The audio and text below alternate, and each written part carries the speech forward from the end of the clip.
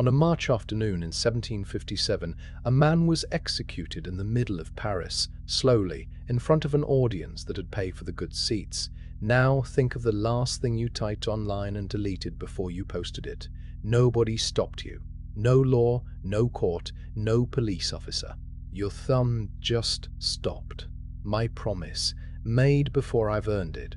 In the next 25 minutes, you're going to know exactly what stopped it, and then something considerably worse. Nobody is spying on you. You're the one filing the report. You've been doing it for years, for free, and I'm going to show you why it feels so good. The man in the square and your deleted sentence are the same story. That's not me stretching a metaphor. It's the actual argument of one of the most important books of the last century.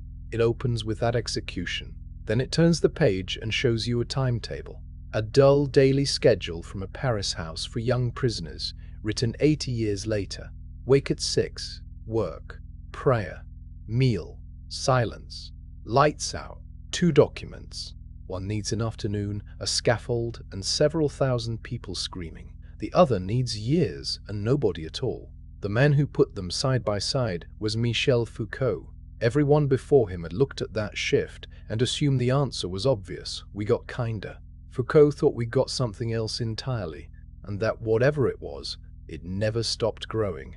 It's in your pocket. You feed it every day voluntarily, and if you stopped for a month, you'd feel like you were disappearing. Let's find out what he saw, starting with why he was the one who noticed it. Paul Michel Foucault was born in Poitiers in 1926 into a family that was, essentially, a medical dynasty. His father was an eminent surgeon. His grandfather had been a surgeon. His mother was a surgeon's daughter. There was a path. It was already paved, and everyone assumed he'd walk it. He hated it. He wanted history and literature. He also hated his own first name, because Paul was his father's name, and he went by Michel for the rest of his life. That's a small detail, but keep it. A boy quietly refusing the identity assigned to him at birth is the seed of everything he later wrote. He was brilliant. He got into the École Normale Supérieure, the school that produced most of France's intellectual establishment, and he was, by every account from that period, in serious trouble. Isolated, aggressive, largely disliked. His classmates remembered details you would normally put in a film about a great thinker. He decorated his room with images of torture and war, Goya prints from the Napoleonic period. On one occasion, he chased another student through the building with a dagger. Someone who knew him well in those years said that all his life he lived close to the edge of madness. The man who would later open his most famous book with 4 horses pulling a body apart in a public square had been hanging that kind of image over his bed since adolescence. In 1948, he tried to take his own life. His father sent him to a psychiatrist at Sainte-Anne, one of the major psychiatric hospitals in Paris.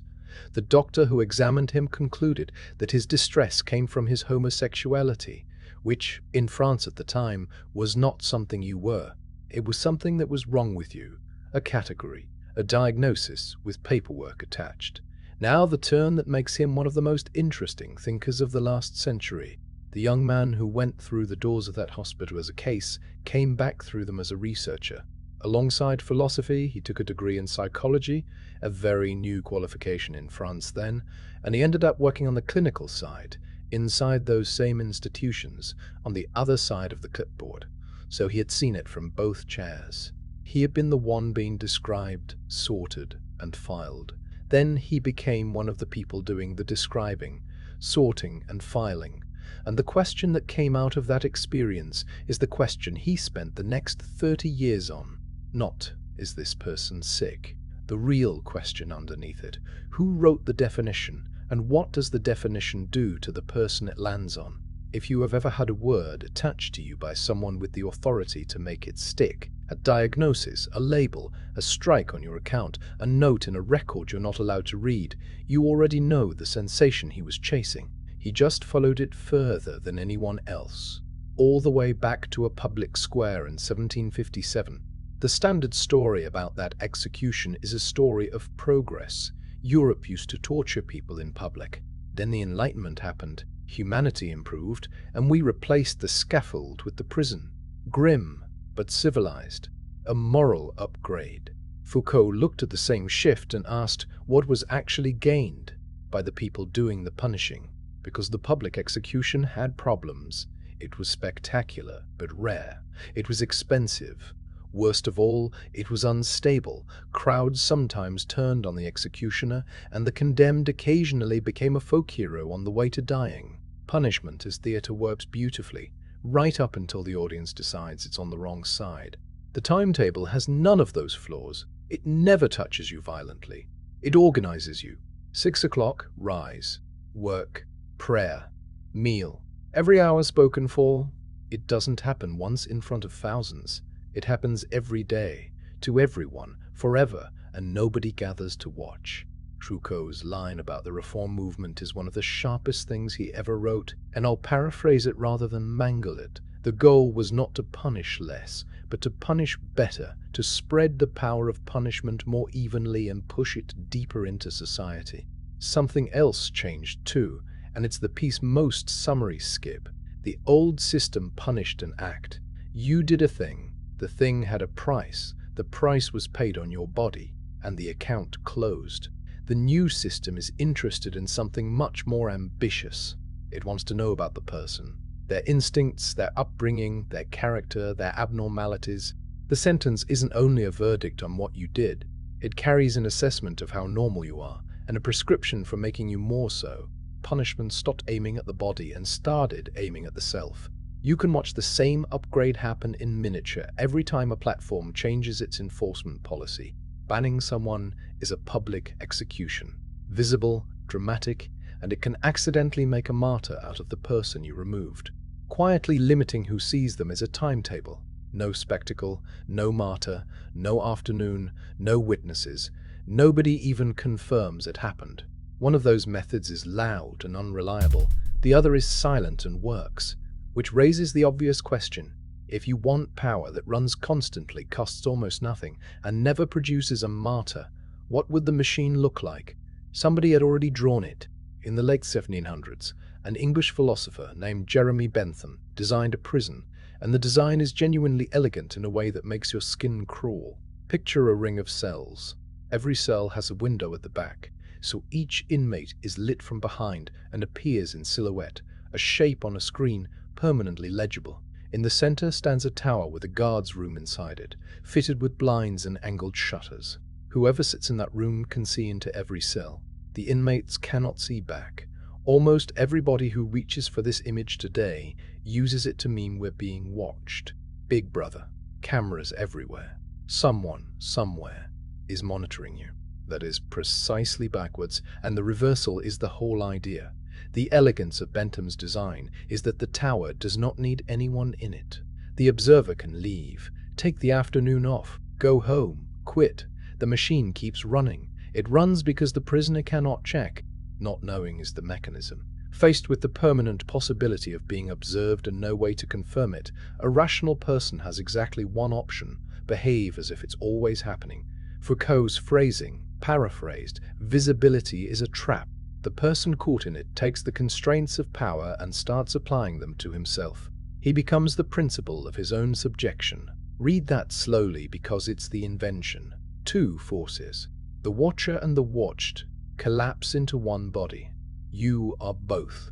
The watcher now lives behind your own eyes, unpaid and never off duty. Then Foucault makes the move that turned a piece of prison architecture into a theory of the modern world. He argued the diagram doesn't stay in prisons. The same shape shows up in schools, barracks, hospitals, factories. Anywhere you need a lot of people to regulate themselves without a lot of staff. Not because of a conspiracy. There's no meeting. It spreads for the reason anything spreads. It's cheap, it's continuous, and it works. Which brings us to a Tuesday night. It's 11:40. You're in bed, phone held over your face, doing that thing to your eyes. You've typed something, an opinion, a joke, a photo, a sentence that happens to be true. Your thumb is over the button, and then you start running the list. Your manager follows you. Your mother's friend follows you. Someone you sat next to in school 9 years ago follows you. A recruiter could find this in 4 years. You delete it. You put the phone face down. You feel a small relief you couldn't explain to anyone. Nobody was watching you. That's the point. Nobody had to be. Look at what you're actually holding. The profile is the cell. You, lit from behind, legible, permanently on display in silhouette form. The feed is the ring, and the room in the middle is empty, not as a figure of speech, literally empty. You do not know who sees what you post. You never have. It could be 11 people, it could be 40,000. Instagram will hand you a number afterwards and will never hand you the names. Your story shows you a list that is somehow both too much information and no information at all. There's no way to verify who was looking, when, or why. You cannot check, so you assume. The assumption does the rest. You pre-edit, you soften the sentence, you add the caveat you don't actually believe. You put the thing you really think in a group chat with 4 people instead. Or you don't say it anywhere, and after a few years of that you stop noticing you had a thing to say. At no point does anyone enforce anything. That's the efficiency Bentham was chasing and never quite got. Compare the running costs. March 1757, to discipline one man, you needed a scaffold, an executioner, an audience, a legal apparatus, an entire afternoon, and the political nerve of a state. Tuesday, 11:40 p.m. To discipline one person you needed nothing. No staff, no budget, no decision. It ran on you while you were tired, for free, and you called it not being stupid on the internet. I want to be careful here, because there is a lazy version of this argument that just means social media makes you fake. That's not the claim, and it's much weaker than the real one. The claim is about who does the work. Every previous system of control required somebody on the other end, a warden, a censor, a bureaucrat, a priest, a state. The whole history of resisting power assumes there's someone to resist, a person to disobey, a rule to break, a door to walk out of. There's nobody on the other end of your thumb at 11:40. There's no rule you broke. There's no door. Which is the first half of what Foucault saw. The second half is stranger, and I think it's the part that actually describes your life, because at this point in the story, you're still being watched. You're about to volunteer. Everyone assumes power works by shutting you up. That assumption is so deep, it's almost invisible. Power silences, censors, forbids, hides. Freedom means finally getting to speak. Foucault spent an entire book arguing that this picture is not just incomplete, but backwards, and he tested it on the subject where the assumption is strongest: sex. The Receive story went like this. Modern Western society took something natural, declared it shameful, and enforced silence. And liberation meant breaking the silence at last. He called that story the repressive hypothesis, and he thought the historical record demolished it. What he found in the archives was not silence. It was an explosion of talk. Endless classification, examination, diagnosis, questionnaires, categories, case studies, confessions. Whole institutions built to make people speak about it constantly, in detail, to someone qualified to interpret what they said. The machinery didn't produce silence. It produced speech, which pointed him at a much older technology: confession. For centuries, Western societies have organized themselves around getting people to say the truth about themselves out loud to a listener with the authority to judge it. The confessional booth, then the doctor's office, then the therapist's couch. In every case, the arrangement is identical. You disclose, someone qualified receives it, and the disclosure feels like relief while functioning as documentation. Surveillance is expensive. Confession is free. It's 8:15 on a Tuesday morning. Someone is sitting in a parked car with a laptop on the passenger seat, writing a LinkedIn post about the worst month of their life. They were let go 11 days ago. They haven't told their parents yet. They're on the 4th draft because the first 3 sounded bitter, and bitter doesn't perform. So they add the paragraph about gratitude. They add the paragraph about what this season has taught them. They posted at 8:31. 211 likes. Nobody made them do that. There was no interrogation, no subpoena, no one demanding anything. They took the most painful month of their life, edited it for tone, optimized it for an audience they can't see, and submitted it. And the genuinely strange part is that the whole time, it felt like self-expression. That's the piece Foucault didn't live to see, and it completes the machine he described. In Bentham's design, the prisoner is observed. In yours, the prisoner writes the report. You are the guard, the inmate, and the clerk who files the paperwork. You produce the record voluntarily, in your own time, at your own expense, with real enthusiasm. And if you stop producing it for a few weeks, you feel like you're disappearing. So the question people always ask, who's watching, turns out to be the wrong question. It has an answer. The answer is usually almost nobody, and knowing it changes nothing at all. The real question is what you became in order to be watchable. There's one more mechanism, and it's the one that turns all of this into a number. Foucault called it the examination. It sounds like a school test, but he meant something broader. Any procedure that combines watching someone with judging them against a standard, observation plus a norm. The exam, the medical assessment, the inspection, the performance review. What the examination does is convert a person into a case, a file, a record, a set of measurements that can be compared to everyone else's measurements. He pointed out something genuinely unsettling about that. For most of history, being written about in detail was a privilege. Chronicles, portraits, monuments, the lives of kings and saints. Being documented meant you mattered. Discipline flips it. Now being written up in detail is not an honor, it's an instrument.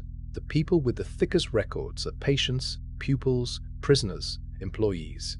Being written down became a way of being managed. You have more files than any human in history, and most of them update automatically.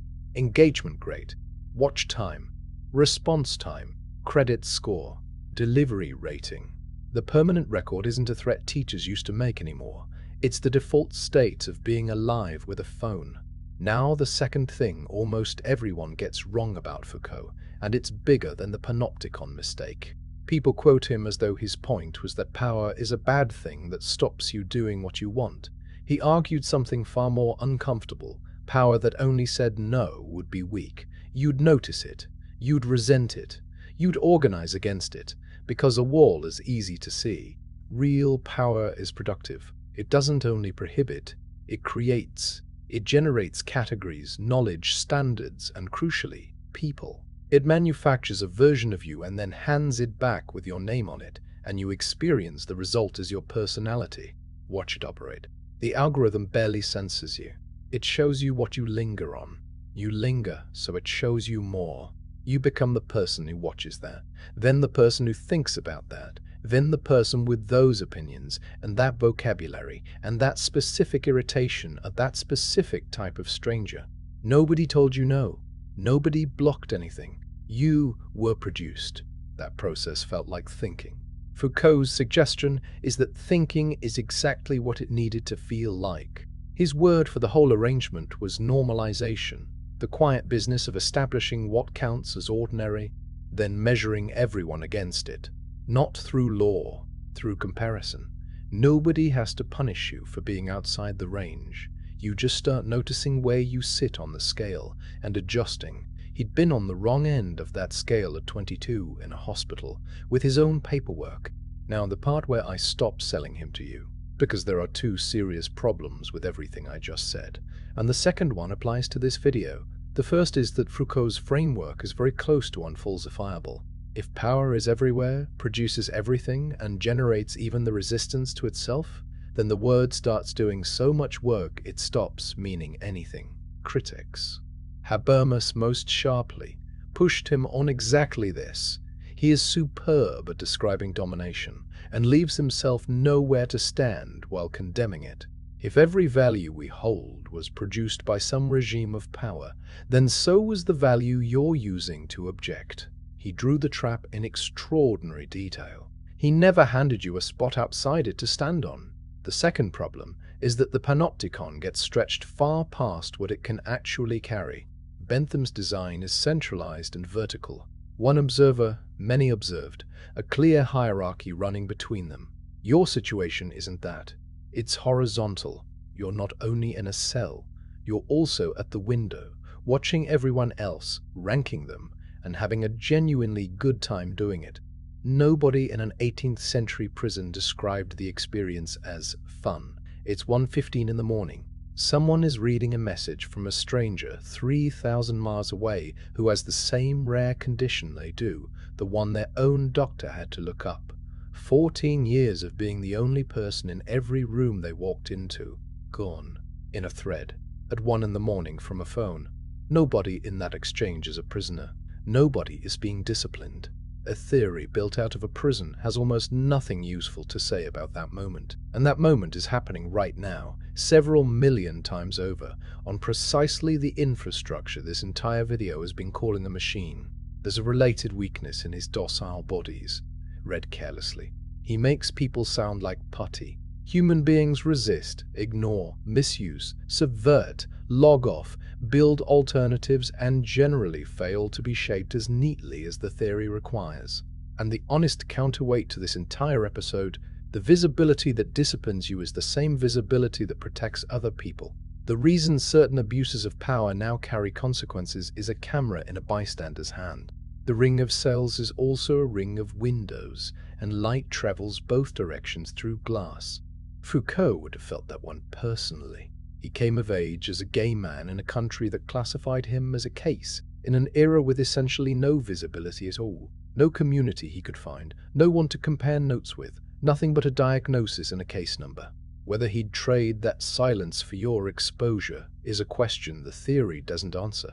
I don't think it's obvious that he would. Back to the square. March 1757.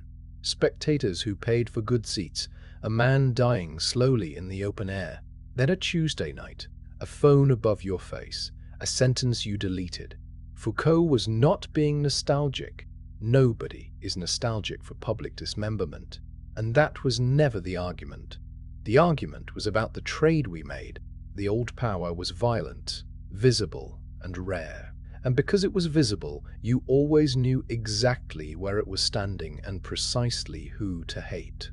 The new power is gentle, invisible, and continuous. Its finest achievement is that it doesn't feel like power at all. It feels like good judgment. It feels like common sense. It feels like you. The crowd in 1757 went home afterwards. That matters more than it sounds. There was an afterwards, a moment when the scaffold came down, the square emptied, and the thing stopped. Everyone involved could point at it and say, that was power. It happened there. It ended. There is no afterwards to a timetable. It doesn't end. It doesn't announce itself, and there's no square to point at. Foucault died in June 1984, one of the first prominent figures in France to die of an AIDS-related illness, at the beginning of an epidemic that would generate an enormous machinery of classification, testing, files, and public judgment aimed at exactly the kind of life he'd lived. He never got to see a smartphone. He never saw a like count, a follower graph, an engagement rate, or a person at 11:40 at night deciding against their own sentence. He didn't need to. He'd already described the shape of it from a prison diagram drawn 200 years before either of us was born, so the question was never who's watching. That one has an answer. The answer is almost certainly nobody, and it changes nothing, which is exactly what the design intends. The question is the one from 11:40 last night. What did you delete, and how long ago did you stop noticing that you were deleting it?